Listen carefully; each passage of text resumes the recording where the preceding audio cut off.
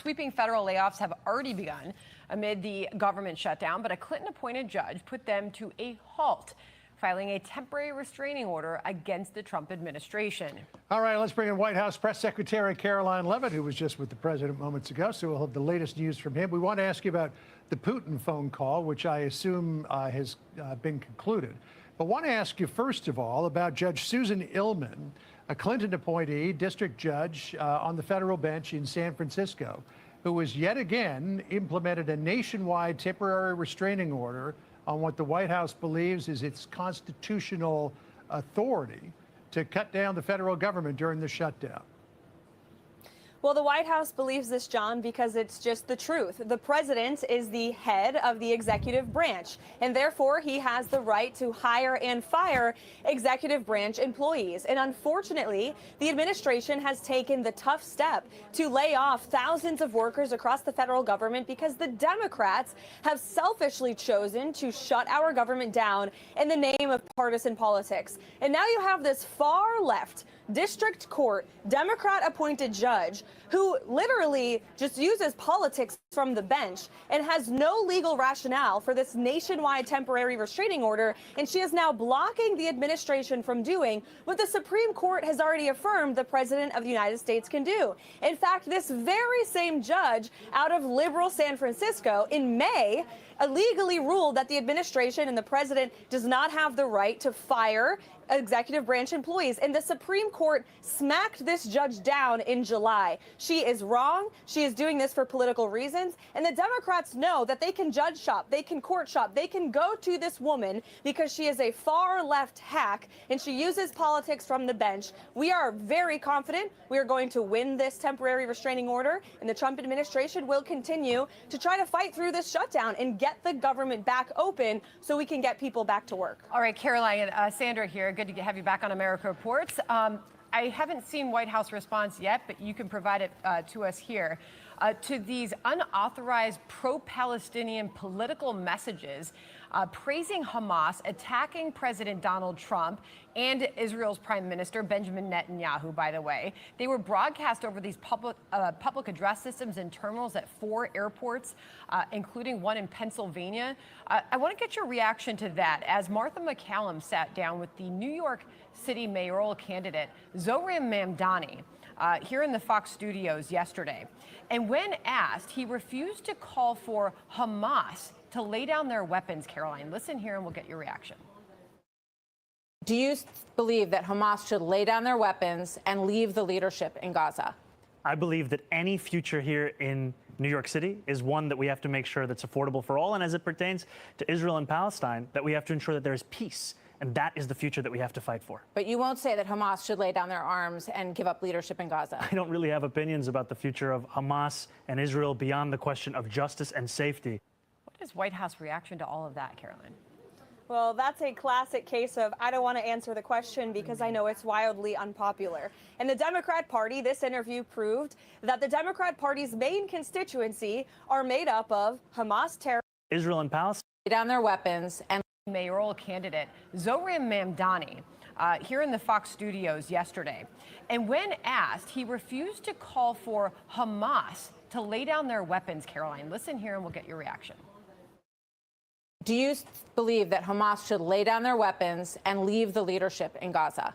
I believe that any future here in New York City is one that we have to make sure that's affordable for all. And as it pertains to Israel and Palestine, that we have to ensure that there is peace. And that is the future that we have to fight for. But you won't say that Hamas should lay down their arms and give up leadership in Gaza. I don't really have opinions about the future of Hamas and Israel beyond the question of justice and safety. What is White House reaction to all of that, Caroline? Well, that's a classic case of I don't want to answer the question because I know it's wildly unpopular. In the Democrat Party, this interview proved that the Democrat Party's main constituency are made up of Hamas terrorists, illegal aliens, and violent criminals. That is who the Democrat Party is catering to, not the Trump administration and not the White House and not the Republican Party, who is standing up for law-abiding Americans, not just across the country, but around the world. And that's why President Trump worked so hard to end this conflict in the Middle East. It was President Trump who brought home the last living hostage out of Gaza, Edon Alexander, who has since been reunited with his family in New Jersey. It's President Trump who is actually actually pushing for peace. And I would like to add, where are all of the Free Palestine protesters? It's President Trump who freed Palestine, literally, and they are now very much quiet because why? They can't stand President Trump, and that is the basis of the Democrat Party today. They don't stand for anything except for catering to their far left base, which, as I said, includes anti-Semites, includes Hamas terrorists, illegal aliens, and violent criminals who they want to let off freely to roam in American streets. Caroline, let me come back to the shutdown, because the Democrats have been saying, look, they will only pass a continuing resolution if it includes an extension of the Obamacare enhanced tax credits in it. Well, Senator John Thune has held out an offer to the Democrats saying, we'll give you a vote on those tax credits if you agree to reopen the government. Here's what he said a short time ago. I've said we are willing to have the conversation. I've said if you need a vote, we can guarantee you get a vote by a date certain. So I can't guarantee it's going to pass. I can guarantee you that there will be a process and you will get a vote. Don't forget, it was the Democrats who initially voted to sunset these enhanced Obamacare tax credits in the Inflation Reduction Act. They are designed to sunset the end of December of this year. Do you expect the Democrats will or won't take the leader up on his offer? Well, we certainly hope so, because the president and the White House's position on this Democrat shutdown has not changed. All they need to do is vote to reopen the government. That is all we are asking for. That's all Republicans want. We want to reopen the government, get people back to work, get people paid. And the Democrats are just so selfishly using politics to shut down the government and hold the entire country hostage. We now have thousands of flights across the country that have been delayed and canceled because air traffic controllers and TSA agents are not getting paid through this shutdown. President Trump had to tap into tariff revenue to get WIC money out the door for vulnerable women, infant, and children. President Trump and the White House used a creative solution to get our troops paid. The president is bending over backwards to do what's right by the American people, and the Democrats are continuing to play partisan politics. We hope every day that sensible Democrats with just a little bit of courage to stand against Bernie Sanders and AOC, who, according to the CNN town hall last night, are clearly the new leadership of the Democrat Party, stand against that radical nonsense and vote to reopen the government. And then we can have serious conversations about health care, about immigration, about our economy. That's what this administration wants to do. President Trump wants to fix our broken health care system. That's why he's had a number of announcements with major drug companies to bring down the cost of prescriptions and pharmaceutical drugs in this country for American consumers. He's more than committed to talking about that. But first, we must reopen the government. And it's deeply unfortunate Democrats voted today for the 10th time to shut down the government for the 16th day in a row. Caroline, appreciate that. Could you provide us an update on this phone call with Vladimir Putin? The last we heard from President Trump himself was through a Truth Social post just over an hour ago. I'm speaking to President Putin now. The conversation, he said at that time, was ongoing, a lengthy one, and I will report the contents, as will President Putin, at its conclusion. Thanks for your attention to this matter. This is one day ahead of President Trump meeting with the Ukrainian President, Volodymyr Zelensky. Can you give us an update on that call with Putin? Yes, of course. I just left the Oval Office and spoke with the president, the Secretary of State, and the vice president about the call. And the president, first of all, deserves tremendous credit for how much time and effort he has put into solving peace in the Middle East, which everyone said he wouldn't be able to do. There were many doubters about the president and his national security team, and they are getting it done.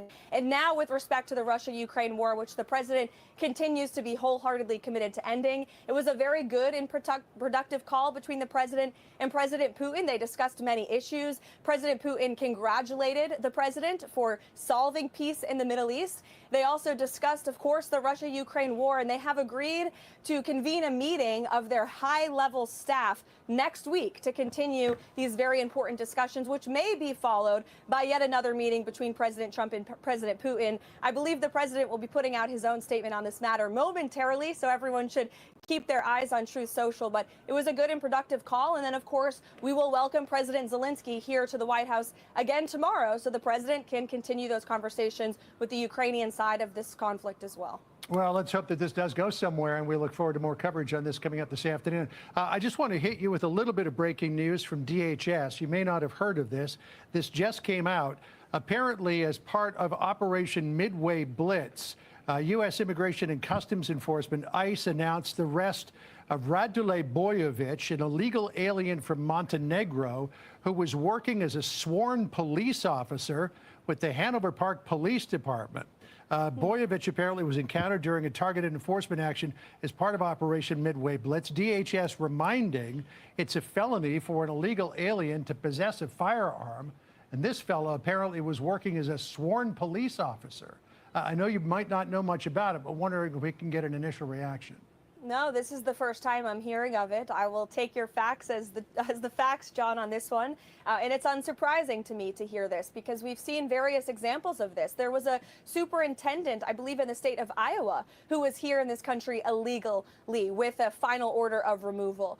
We've seen that New York State has been giving out licenses illegally to illegal aliens with literally, it says, no name given on the driver's license. So these are the cases that happen when you had an administration, the Biden administration, for 4 years that completely neglected the laws of our homeland, that allowed mass invasion of tens of millions of illegal aliens, and they have been infiltrated into our communities. So this is another unfortunate example of that, and the Department of Homeland Security is doing incredible work every single day in the face of grave danger and threats, and also Democrats holding their paychecks hostage. We have federal law enforcement who are trying to keep our communities safe, and they are not being paid because of the Democratic Party, but they are doing God's work, and we are very grateful for them, and the president stands behind them 100%. Caroline, really appreciate you coming back on America Reports. Good to have you here. Good to see you guys. Thanks. Thank you for the private briefing. We always appreciate it. You're welcome. Come back soon. Hey everyone, I'm Emily Campagno. Catch me and my co-hosts Harris Faulkner and Kaylee McEnany on Outnumbered every weekday at 12 p.m. Eastern, or set your DVR. Also, don't forget to subscribe to the Fox News YouTube page for daily highlights.